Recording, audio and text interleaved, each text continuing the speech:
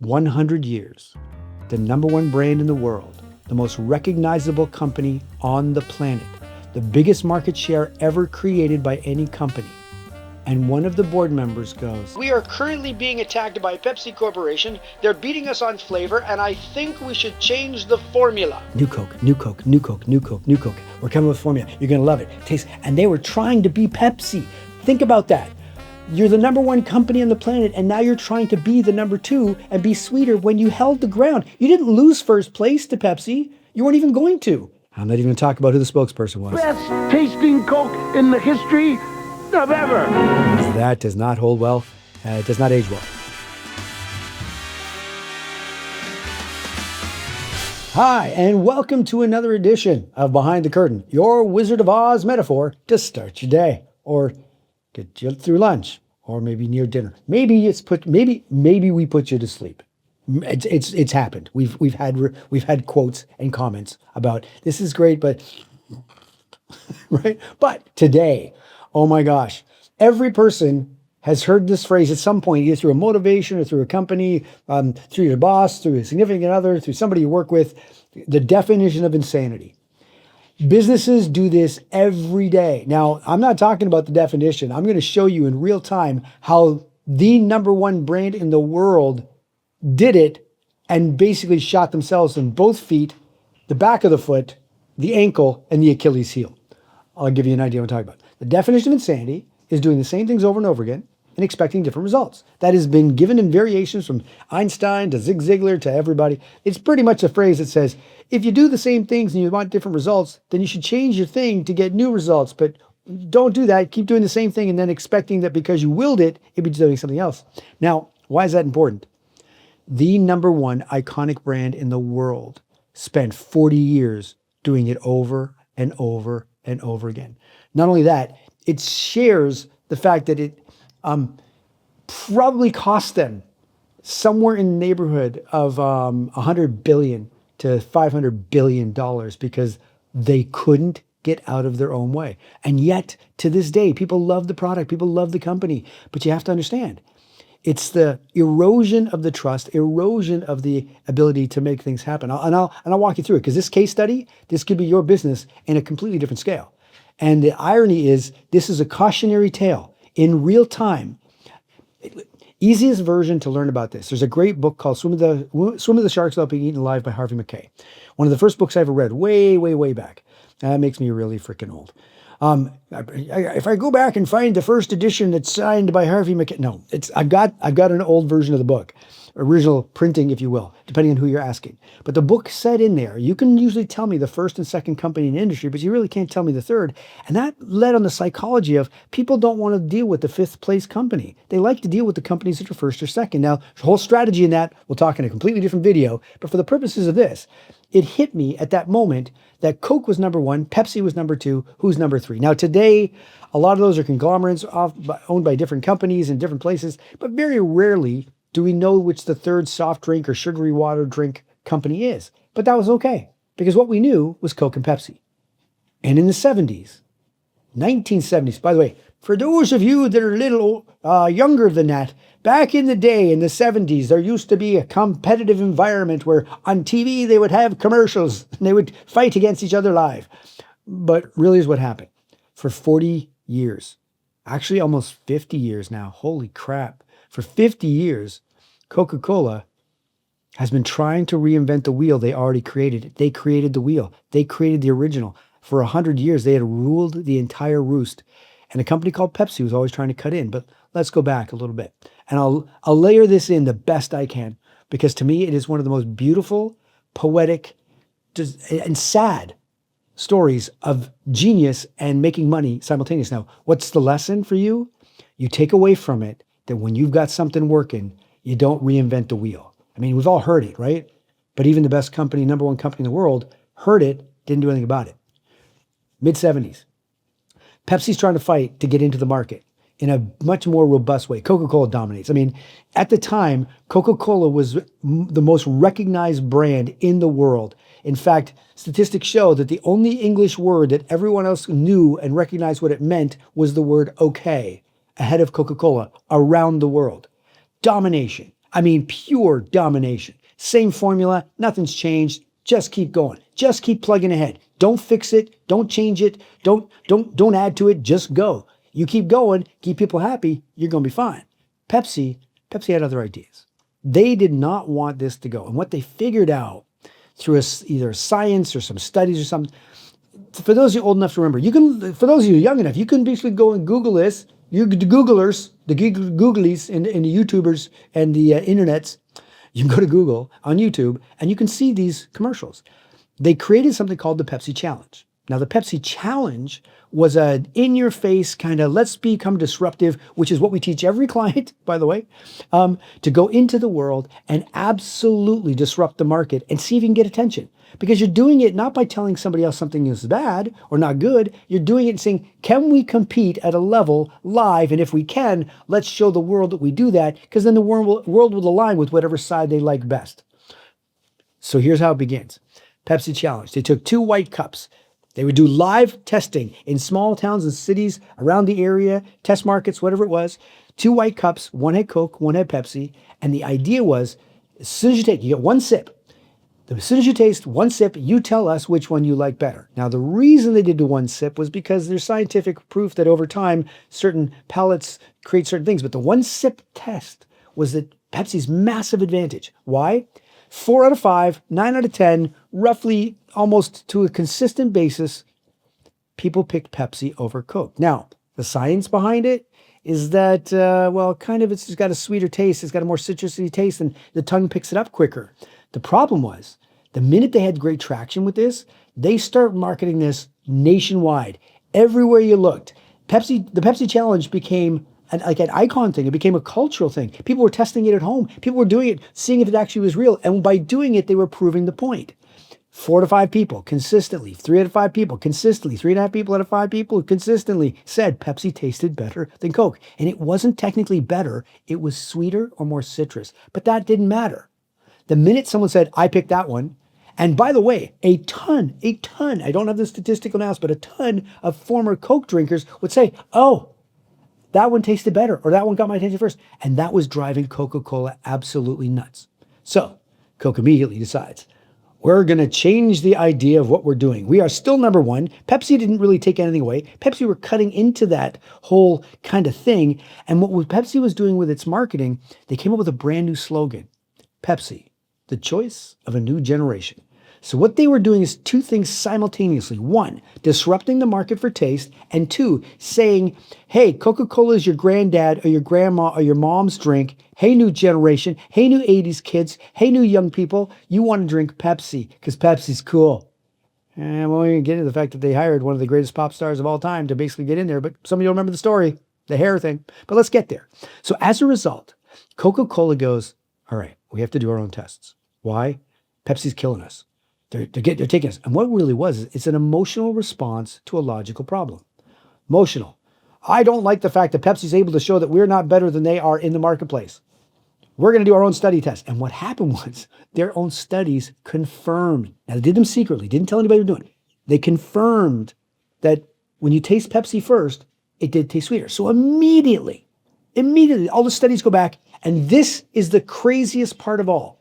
Okay, I want you to imagine a massive boardroom, big mahogany desk, big beautiful leather chairs, the greatest minds of Coca-Cola sitting around the board of directors at Coca-Cola. Oh, what comes next is just nuts. Because to this day, I laugh every time I think about it because you have to understand what's happening. The emotional play was overriding the logical play. And the emotion equals cost. I teach every client, if you get emotional about something, it's going to equal cost. Let me prove it to you in real time. At this time, in the board of directors, there was an absolute meeting.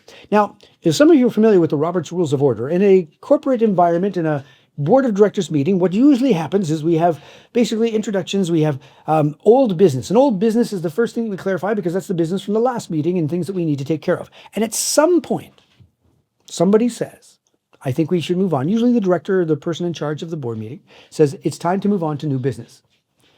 Do we have any motions? Now, at this point, you have to remember, 100 years, the number 1 brand in the world the most recognizable company on the planet, the biggest market share ever created by any company. And one of the board members goes, I have an idea. And I keep laughing because you have to think, this is billions, billions of dollars, even back then. So put it in perspective. I think, based on the current environment, that we are currently being attacked by Pepsi Corporation. They're beating us on flavor, and I think we should change the formula. Now, on the surface, that's one of those things that says, okay, that's very nice. Now, the first thing you have to understand, when you make a motion at a board meeting, somebody has to second it to make it real. So somebody had to go in this room and go, well, that's a great idea. I second the motion. We've been the best company for 100 years. It's time to change the formula. Now, the discussion happens. They talk about the reality. They talk about the things that are going on, the reasons why we've made the motion. And here's our statistics. Here's our survey. It says the same thing. And we're going to jump right now because our survey proves the same thing Pepsi's been saying, that Pepsi tastes better than Coke. When no one ever asked the question, what happens on the second or third sip? What happens on the fourth sip? No one asked it. So they went with the first thing. First, they jumped to a conclusion with the first thing. I know it's not jumping to a conclusion if you do a study, but it kind of is if you don't do multiple levels of studies. Every scientist will tell you, you've got to have multiple sets of study. But here's the point. At that moment, they take a vote. Now, I don't know what the Robert's Rules of Order and the quorum is for Coca-Cola and the board of directors in the 70s, but I do know this. Right, 70s and 80s, but I do know this. You had to have at least majority agree. So imagine, we're getting beat by Pepsi. I move that we change our formula, the most coveted formula in the world over 100 years. Someone goes, I second that. I do not like being the thing. In fact, what our goal is right now is we're now going to vote. And the vote carries majority to create a new formula. And in effect, they voted, we are the number one company in the world. Let us now vote to see if we can be number two. I'm just going to let that sit. Because to this day, one of the most costly decisions ever because people were getting emotional about their business. So what happens? They immediately move into New Coke. Now, for those of you old enough to remember, I'm not even going to talk about who the spokesperson was because that does not hold well. It does not age well. But understand, for months, New Coke, New Coke, New Coke, New Coke, New Coke. We're coming with formula. You're going to love it. Taste. And they were trying to be Pepsi. Think about that. You're the number one company on the planet, and now you're trying to be the number two and be sweeter when you held the ground. You didn't lose first place to Pepsi. You weren't even going to. But all of a sudden, imagine now, Pepsi's got this new slogan, Pepsi, the choice of new generation, and you literally walk right into it, right?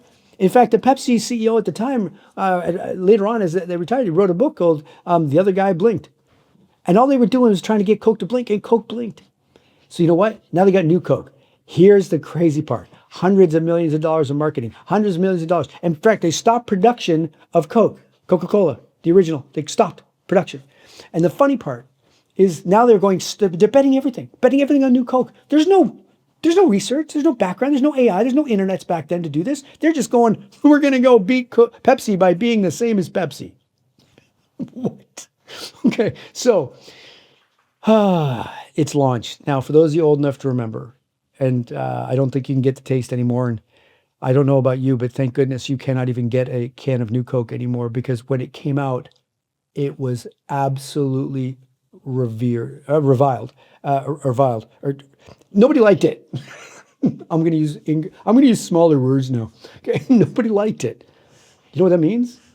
They spent all this money, all this research, and you think years and years and years and years, hundreds of years of just brand loyalty, brand things. And they come and tell their customers, no, you got to drink this new thing. They didn't even give them the option to have the original. They just said, drink the new stuff, which immediately erodes trust. It does everything opposite of what you've been trying to do for 100 years. And in that moment, all that money spent, all that inventory, all those warehouses full of stock, you want to guess how long it stayed on the market before the market said, go jump in a lake, go screw yourself. We're not drinking your shit. 79 days.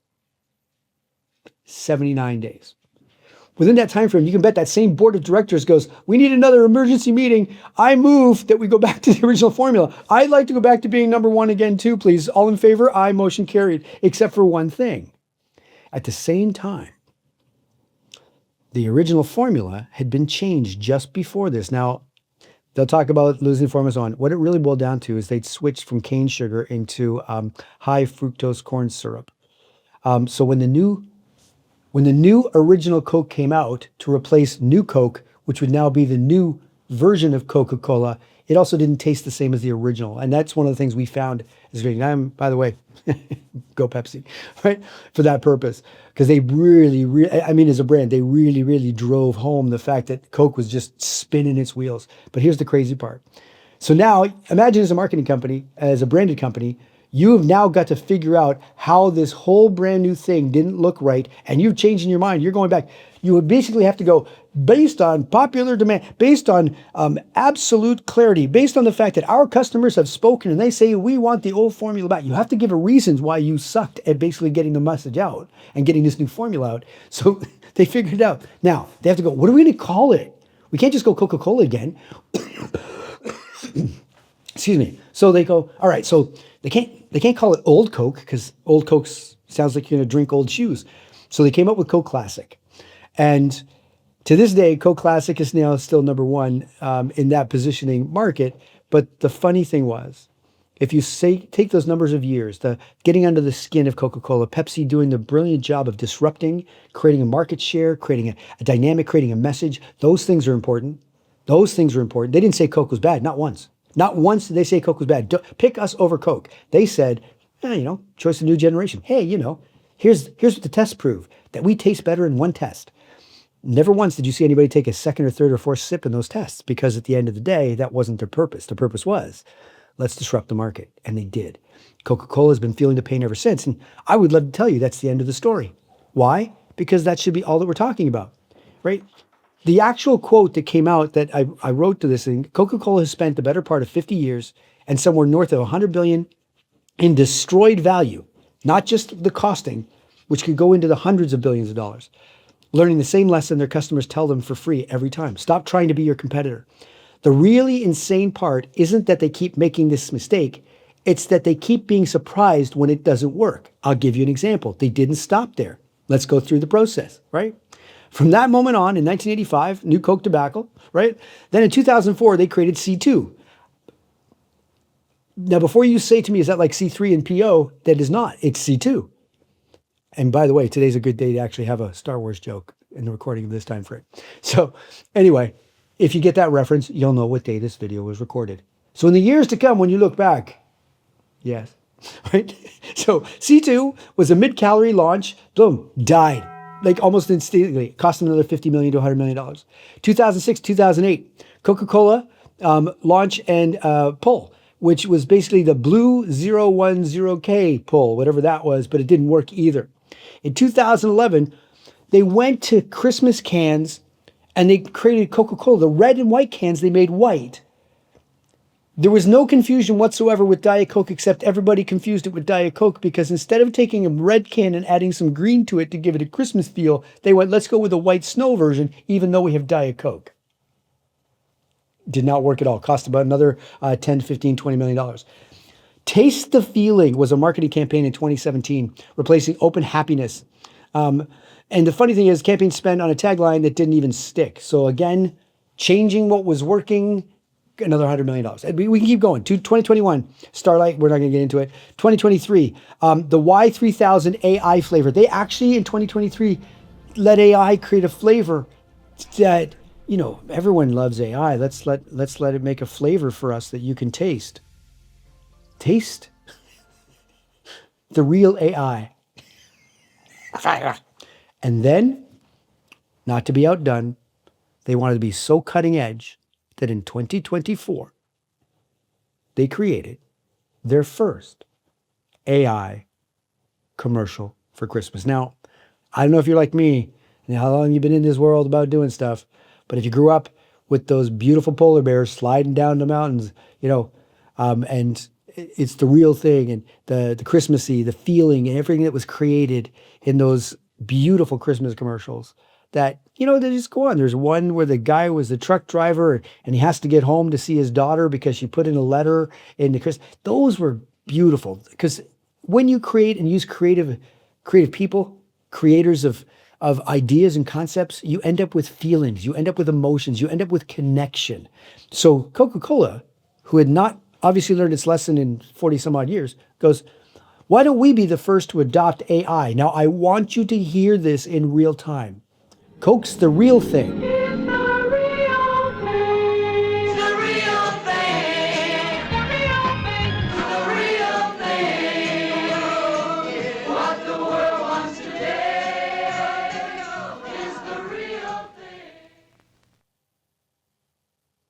Except it's commercials? How mixed message, how brutally against the messaging are you when you use artificial intelligence to do a commercial for the real thing? Man, oh man, I don't know how much they were paying those people, but I would have done it for half the cost and made sure they never did it. But here's what happened.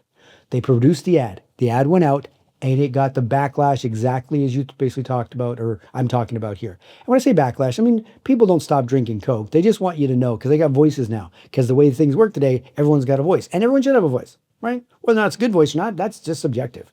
The point being is that they heard about it and they listened. And Coca-Cola is a company that responds because the definition of insanity of doing the same things over and over again is not about Coca-Cola unless it is. And I'm not trying to harp on Coca-Cola. I'm just trying to give you examples of how even the best in the world can make the simplest mistakes, and you may be making them every day. So let's just avoid them. Why? Because in 2025, after all the criticism, after all the backlash, after using AI to create a commercial for the real thing, Coca-Cola said, we're not going to make the same mistake, except we're going to because they did another AI commercial. Now, if you learn anything from that one sentence, in your own world, in your own business, you listen to your comments, you listen to your customers, because when your customers feel heard, they stay with you because then they believe you're part of your tribe or your group or your ecosystem. They believe part of the family. Almost every one of our clients gets that. Let's make sure everyone feels like they're part of the family, because when you're part of the family, you back the family up. You got your family's back. But when you take your customers and clients and they tell you blatantly, don't do that again, and you do it, then the loyalty is broken. The trust is broken again. They did it with the formula. They did it with the ideas in between. They did it with the AI. Now, Coca-Cola had a strong enough brand where they are actually in the place today where they still are one of the most recognizable and iconic brands in the world. Now, a lot of tech companies, a lot of the companies like the phone people and telecommunications people have jumped ahead of them. But if you actually understand this, Pepsi figured out a couple of things. They actually started diversifying in that portfolio. And today, the numbers show that Pepsi has a 2x revenue stream over Coca-Cola. The choice of a new generation versus the real thing. But when the real thing didn't seem real at all, or was being utilized by artificial things to make a real feeling, there was no connection whatsoever with the target audience or basically their best customers. So, what's the moral of the story? If it ain't broke, don't fix it. You've heard it 1,000 times, but this is a real live example of that. Second, if something's working, keep doing it. The definition of insanity is doing the same things and expecting different results. So if it is working, keep it going. If it ain't working, figure out what the message is. Figure out how to connect to the audience. Take the time in your business to care about the people. You're going to hear this like throughout every one of these videos. Anything I ever record, you're going to keep saying, your customers will give a shit about your product or service when they feel that you give a shit about them. And what that is listening. It's doing, it's catering, it's moving in, it's creating the customer experience, it's being trustworthy, it's being, when you have a message, I can believe it. Our entire market model, when we're building a blueprint for our client, is based on what we call singular message marketing, because you can't screw it up. What that means is across every part of your perimeter, every part of your messaging, every part of your marketing says the same thing. So people go, okay, I get it. There's continuity. I get it. You believe in this. I get it. You are staunch in your belief in how you're helping your customers. And at the end of the day, it wasn't about profit. Doesn't matter what your competition's doing. Because the minute you buy into what your competition's doing, that means you believe you have competition.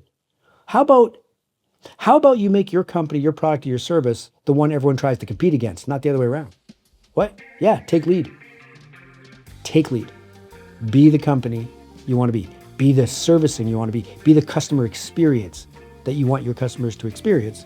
And no matter what, be the real thing.